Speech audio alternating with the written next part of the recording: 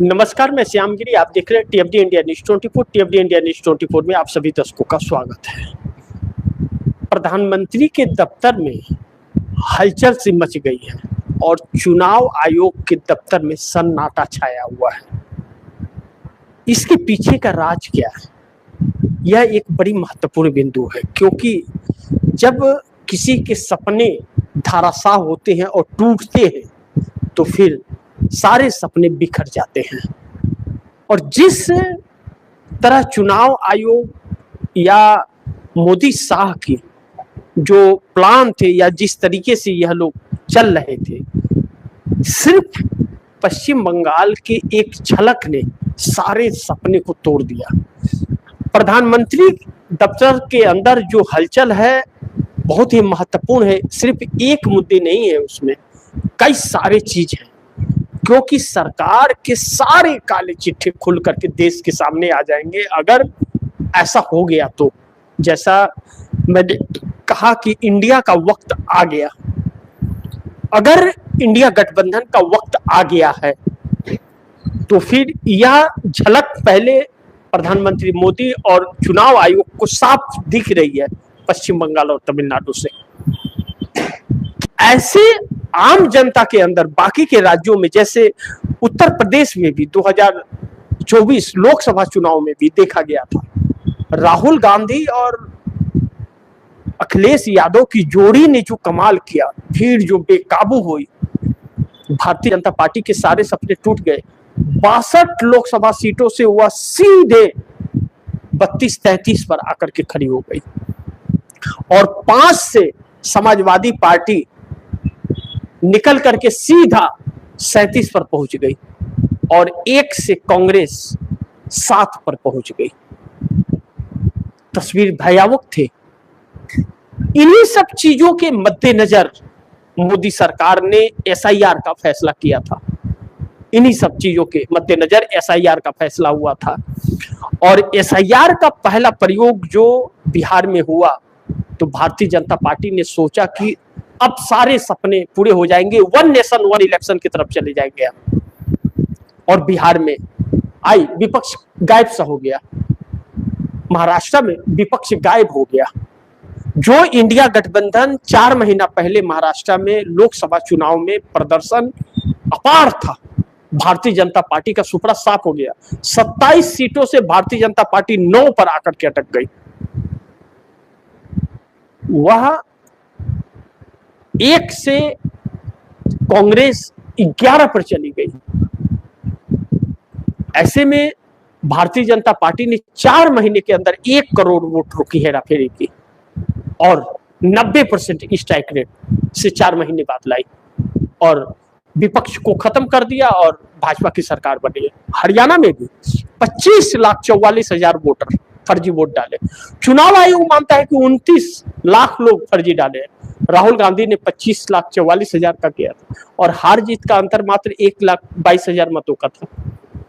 कांग्रेस जीत रही थी, भाजपा की सरकार बन गई फर्जी वोटों से। बिहार में भी यही हुआ, लेकिन पश्चिम बंगाल में जाकर के दांव फेल हो गया, तमिलनाडु में दांव फेल हो गया। वोट प्रतिशत इस बात की गवाही चीख चीख करके दे रहे हैं कि जनता अगर चाह दे तो सरकार के सारे सपने को तोड़ सकती है। हंगरी वाला हालात तो नहीं हो रहा है तमिलनाडु और पश्चिम बंगाल के अंदर, जो हंगरी में जैसा हुआ तख्ता पलट का। तो ममता बनर्जी के पक्ष में जनता आ गई, क्योंकि उनके साथ अत्याचार हो रहा है। अब जनता यह समझने लगी कि चुनाव आयोग और मोदी सरकार की साठगांठ हो चली है और इसको अब पलटना बहुत जरूरी है। इसलिए 91.4%, 48% पश्चिम बंगाल में और 82 से ज्यादा 83% करीब तमिलनाडु में हो गया। 72 से 83, 71 से 83, 12% वोट प्रतिशत का उछाल, सारे रिकॉर्ड टूट गए। अब ऐसे में प्रधानमंत्री दफ्तर के अंदर जो हलचल है, जिन जिन कारणों से मैं आप दर्शकों को बताऊं। पहला रीजन चुनाव आयोग की रणनीति फेल हो जाना, एसआईआर भी काम न आना, हालांकि परिणाम 4 मई को पता चलेंगे, अभी कुछ कहना जल्दबाजी थोड़ी होगी। आखिर यह वोट क्या वाकई इंडिया गठबंधन को पड़ा है, या यह वोट प्रतिशत चुनाव आयोग का खेल है कि वोट प्रतिशत बढ़ा दिया है, पहले ही इतना वोट प्रतिशत बढ़ा दिया है कि भारतीय जनता पार्टी का 2/3 सीट आ जाए। अभी कुछ भी हो सकता है, यह कहना जल्दबाजी होगा, लेकिन जनता के तेवर इस तरफ संकेत दे रहे हैं कि इस तरह का वोट हुआ है वह ममता बनर्जी को बचाने के लिए और भारतीय जनता पार्टी को जड़ से उखाड़ के फेंकने के लिए हुआ है। हालांकि परिणाम 4 मई को आएंगे। एक इस बात की चिंता प्रधानमंत्री दफ्तर में हलचल तेज होने का मतलब है कि अगर यह भी प्लान फेल हो गया तो भारतीय जनता पार्टी का सुपड़ा साफ हो जाएगा, और भारतीय जनता पार्टी का सुपड़ा साफ हुआ तो आरएसएस के आने वाला वक्त खत्म है। और दूसरा चुनाव आयोग, अगर जनता चुनाव आयोग के ही खिलाफ हो गई, और जो टिप्पणी आ रही है बड़े बड़े जानकारों की, विशेषज्ञ जो बोल रहे हैं कि राजनीतिक दलों का चुनाव था ही नहीं, चुनाव जनता बनाम चुनाव आयोग हो गया, और ऐसा अगर हो गया है तो फिर चुनाव आयोग कुछ भी कर ले कोई फर्क नहीं पड़ने वाला है, फिर तो मोदी को कोई बचाने वाला नहीं है। चुनाव आयोग के दफ्तर में इस बात का आकलन हो रहा है कि ऐसा हो कैसे गया, जिसके लिए प्रशासन लगाया गया था, पैरामिलिट्री फोर्स, 2 लाख से अधिक पैरामिलिट्री फोर्स चप्पे चप्पे पर, आईएएस अफसर गुजरात से, महाराष्ट्र से, मध्य प्रदेश से, उत्तर प्रदेश से, बिहार से, हरियाणा से, सब जगह जहां जहां भाजपा के सरकारें हैं वहां से आईएएस अफसर चुन चुन के भेजे गए थे कि भाजपा ही है। सीआरपीएफ द्वारा कहा जा रहा है कि भारतीय जनता पार्टी का पर्चा घर घर पहुंचाया जा रहा था। इन वक्त पर भारतीय जनता पार्टी की बूथ पर पोलिंग एजेंट ही नजर नहीं आ रहे थे, सब भाग खड़े हो रहे थे जनता का आक्रोश और गुस्सा देख करके। तो चुनाव आयोग जो कर्म कर रहा है, लाखों करोड़ों लोगों को वोट से वंचित कर रहा है, और हर जगह वोटर कार्ड मांगा जा रहा है। अब वोटर कार्ड नहीं है तो आपका आधार कार्ड किसी काम का नहीं है, पासपोर्ट किसी काम का नहीं है, सरकारी योजनाएं आपको नहीं मिलेंगी, और डिटेंशन सेंटर में जाने का डर। अमित शाह ने जो बोला था सबको डिटेंशन सेंटर में डालेंगे, योगी आदित्यनाथ ने कहा था डिटेंशन सेंटर में डालेंगे, और इसमें मुस्लिमों से ज्यादा हिंदुओं के वोट कट जाना, यह बैकफायर हो गया। तो चुनाव आयोग बदनाम भी हुआ और उसकी योजनाएं भी फेल हो गई। तो जनता खिलाफ चुनाव आयोग को हो गई, इसलिए चुनाव आयोग को चिंता है कि उनके लोगों का क्या हाल उत्तर प्रदेश जैसी जगहों पर होगा। और दूसरी चीज इधर नरेंद्र मोदी को कि इनके संकट कुर्सी का अब गहरा गया, आखिर कब तक इनको कोई झेलेगा। अब जनता इन्हें सुनना पसंद नहीं कर रही, इनके भाषा को पसंद नहीं कर रही, इनके जो बोल है सीधा भड़काने की कोशिश कर रही, तो जनता इन्हीं के खिलाफ भड़क रही है। जैसा कि मैं उदाहरण के तौर पे आप दर्शकों को बताना चाहूंगा, इंडिया गठबंधन को राष्ट्र के नाम संबोधन पर इन्होंने टारगेट किया, कांग्रेस को, ममता बनर्जी को, अखिलेश यादव को और स्टालिन को, कि यह देश के दुश्मन है। तो पूरी जनता इनके साथ खड़ी हो गई। तो प्रधानमंत्री का यह भी दानव चल रहा है, यानी कि जनता एक तरफ इन्हें उखाड़ के फेंकने में लग गई है, और दूसरी तरफ अंतर्राष्ट्रीय मुद्दे, ट्रंप ने इन्हें बेइज्जत कर दिया है, धोती खोल बेइज्जत कहते हैं उसको, नर्क बता दिया, भारत को नर्क बता दिया, गटर के कीड़े बता रहे हैं। कह रहा है कि यहाँ के औरतें जाती हैं अमेरिका। आप दर्शक ध्यान दीजिए, ट्रंप का बयान है कि यहाँ भारत की औरतें आती हैं अमेरिका, प्रेग्नेंट होती है, बच्चे पैदा करती है और यहाँ का नागरिकता ले लेती है। नर्क का दरवाजा खोल है। अब सोचिए, और हमारे देश का प्रधानमंत्री चुप बैठा हुआ है। अमेरिका होता कौन है? कौन है अमेरिका? और एक जवाब तक हमारे देश का प्रधानमंत्री नहीं दे सकता। वह व्यक्ति इस देश में सत्ता पर काबिज होने के लिए कुछ भी प्रपंच रख रहा है और देश की जनता चुप रहे। अब लोग कह रहे हैं कि इसने 2 करोड़ युवाओं को रोजगार देने की बात कही थी, महिलाओं की सुरक्षा की बात की थी, शिक्षा, स्वास्थ्य, आमदनी दोगुनी हो गई और करोड़ों लोगों के रोजगार जा रहे हैं, महिलाओं को भेड़िए की तरह नोच रहे हैं लोग। इनके खिलाफ महिलाएं भी अब उतरने लगी सड़कों पर, मशाल ले लेकर के, 7 सिस्टर असम के अंदर। इन लोगों को शर्म नाम की चीज नहीं है, तो महिलाएं और पुरुष भी इनके खिलाफ हो रहे हैं। अब ऐसे में महंगाई को यह रोक नहीं पा रहे हैं, थोड़ी थोड़ी कीमतें जो बढ़ रही है बहुत ज्यादा बढ़ गई है, 30% कीमत बढ़ गई है हर सामान के। पेट्रोल इनके पास है नहीं, और उसके बाद में इनके पास गैस है नहीं, महंगाई बढ़ रही है, बड़ी बड़ी कंपनियां बंद हो रही हैं, खाद नहीं मिल रहे हैं, यूरिया, किसान दिक्कत में, कम मिल रहा है, ज्यादा रेट में मिल रहा है, सारे रास्ते ब्लॉक है। विश्व में कोई भी देश इनको पूछ नहीं रहा है, हर कोई थूक रहा है इनके ऊपर। अब ऐसे में एनडीए गठबंधन में भी अब टूट हो सकती है। नीतीश को मत समझिएगा, इसलिए मैं नीतीश की बात नहीं कर रहा हूं, लेकिन कुछ तो हैं जो अपनी राजनीति को मजबूत करने के लिए उन्हें पैसे की जरूरत पड़ती है तो सरकार का साथ देते हैं और रहते हैं, बार्गेनिंग करते हैं वक्त वक्त पर, चाहे कानून बनाना हो, कुछ भी हो तो उस वक्त बार्गेनिंग करते हैं। जैसे चंद्रबाबू नायडू, मोदी से उन्हें कोई लेना देना नहीं, मोदी के नाम पर उनको वोट भी नहीं मिलने वाला है और ना ही मिला था। चंद्रबाबू नायडू अपने विकास और वादे पर सत्ता में आए थे तो 16 सांसद भी उनके पास चुन करके आए। हमें लगता है कि राहुल गांधी ने जो नंबर 16 कहा था उसका असर पड़ गया, एप्स्टीन और चंद्रबाबू नायडू के 16 सांसद।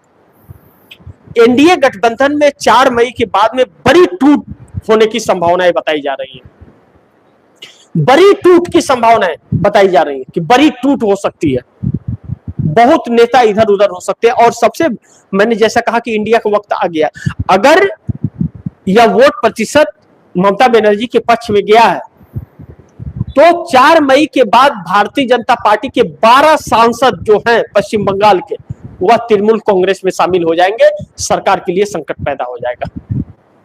12 के 12 ममता बनर्जी के तृणमूल कांग्रेस में शामिल हो जाएंगे, टीएमसी में, और कोई रास्ता नहीं रहेगा।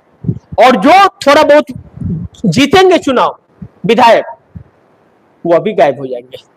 जैसे पिछली बार 75 सीटें तकरीबन आई थी, लेकिन आधा से ज्यादा ममता बनर्जी की पार्टी में चले गए, टीएमसी में, भारतीय जनता पार्टी से। तो इस बार कहीं ऐसा ना हो कि पूरा ही सुपड़ा साफ हो जाए और फिर सांसद जो है, 6 सांसद तो पहले ही संपर्क में है, तो 12 चले जाएंगे। अगर इसमें सच्चाई है तो इसका मतलब यह है कि इंडिया का वक्त आ गया, और इंडिया का वक्त आ गया तो पश्चिम बंगाल से शुरुआत और उत्तर प्रदेश से अंत मोदी का निश्चित है। इन्हीं सारी बातों को लेकर के प्रधानमंत्री दफ्तर में हलचल है, क्योंकि पश्चिम बंगाल की हवा उत्तर प्रदेश में अंत के नजदीक ले जाकर के पहुंचा देगी नरेंद्र मोदी को। और उत्तर प्रदेश में तो तकरीबन 3 करोड़ वोट कट के, अब ध्यान से समझिए कि 90 लाख वोट पश्चिम बंगाल में कटे तो यह हाल है, और 3 करोड़ तकरीबन वोट उत्तर प्रदेश में कटे हैं। तो योगी आदित्यनाथ कहते थे कि जिसके नाम कटेंगे उसको डिटेंशन सेंटर में डाले, तो योगी डाले ना, हिम्मत है उनके पास? नहीं डाल सकते, क्योंकि हिंदू ही ज्यादा है। डाले? नहीं डाल सकते। वह यह गिदर भपकी इन लोगों की। अब इन लोगों को डर उत्तर प्रदेश का भी लगने लगा है कि उत्तर प्रदेश के अंदर 3 करोड़ वोट अगर कट रहे, 1 करोड़ तकरीबन लोगों को नोटिस जा रहा है, जिसमें मुस्लिमों की संख्या सबसे ज्यादा है, 2 करोड़ में हिंदुओं की संख्या सबसे ज्यादा है। योगी आदित्यनाथ ऑन रिकॉर्ड जब यह कह चुके हैं कि 85%, 3 करोड़ में 85% भारतीय जनता पार्टी के वोटर हैं, फिर ऐसे में सरकार बहुत बड़ी संकट में आ सकती है। लोगों, पब्लिक का मूड अगर बदलता है तो फिर नरेंद्र मोदी की उल्टी गिनती शुरू हो जाएगी। इस बात से हम इनकार नहीं कर सकते। अब आने वाला वक्त कितनी बड़ी चुनौती होगा यह वक्त बताएगा, लेकिन उत्तर प्रदेश में अगर हो रहा है, पश्चिम बंगाल के बाद उत्तर प्रदेश का नंबर आ रहा है, तो उत्तराखंड, पंजाब में तो इनका वजूद भी नहीं है। शिरोमणि अकाली दल के साथ थे तो शिरोमणि अकाली दल ने इनका किसान आंदोलन के वक्त इनका साथ छोड़ दिया। अब ऐसे में समस्याएं इस सरकार के लिए नई खड़ी हो गई हैं कि नरेंद्र मोदी जो मध्यवर्ती चुनाव में जाना चाहते थे या फिर जो वन नेशन वन इलेक्शन की तरफ बढ़ रहे थे, वह सपना इनका धराशायी हो गया। अब इनको डर लगने लगा कि अगर कहीं सुपड़ा ही पूरा साफ हो गया, 450 के चक्कर में, 400 पार के चक्कर में अगर 100 के भी पार नहीं कर पाए तब तो संकट और पैदा हो जाएगा। ऐसे में अब उस प्लान पर वह काम करना बंद करेंगे। इन सभी चीजों को लेकर के प्रधानमंत्री दफ्तर के अंदर जो हलचलें तेज हुई हैं और एनडीए गठबंधन भी 4 मई के बाद सोचने के लिए मजबूर होगा। चंद्रबाबू नायडू जैसे लोग, नीतीश जैसे लोग नहीं, कि जिससे नरेंद्र मोदी के वोट से कोई लेना देना नहीं है, आंध्र प्रदेश में भाजपा का वोट ही नहीं है, वह भी दूरी बनाएंगे कि कहीं ऐसा ना हो इनके चक्कर में हमारी वोटर्स गायब हो जाए। और वैसे भी वक्फ बोर्ड संशोधन, वक्फ बोर्ड बिल जो पास हुआ उसको लेकर के मुस्लिम समुदाय, अमेरिका के टैरिफ की वजह से समुद्री किसान उनसे दूर हो रहे हैं, मजदूर उनसे दूर हो रहे हैं, तो कब तक कोई झेलेगा। यानी कि सरकार के लिए एक नई संकट आकर के उत्पन्न हो गई है। लग रहा है कि इंडिया का वक्त आ रहा है और इंडिया ने तस्वीर बदल दिया है, तस्वीर बदल दिया है। मोदी शाह का हर प्लान फेल है और चुनाव आयोग की भी अब नहीं चली है और ना ही चलेगी। अगर ऐसा होता है तो फिर भारतीय जनता पार्टी के अंत की शुरुआत समझिए कि हो चली है। बाकी आप दर्शकों की क्या राय है, क्या सुझाव है, कमेंट बॉक्स में जरूर दीजिएगा। इस खबर को ज्यादा से ज्यादा शेयर कीजिएगा, अपने दोस्तों को भी कहिएगा आगे शेयर करें। और आपने टीएफडी इंडिया न्यूज़ 24 को सब्सक्राइब नहीं किया, सब्सक्राइब कर लीजिएगा, अपने दोस्तों को भी कहिएगा सब्सक्राइब करें। मिलते हैं अगली खबर के साथ, तब तक के लिए नमस्कार।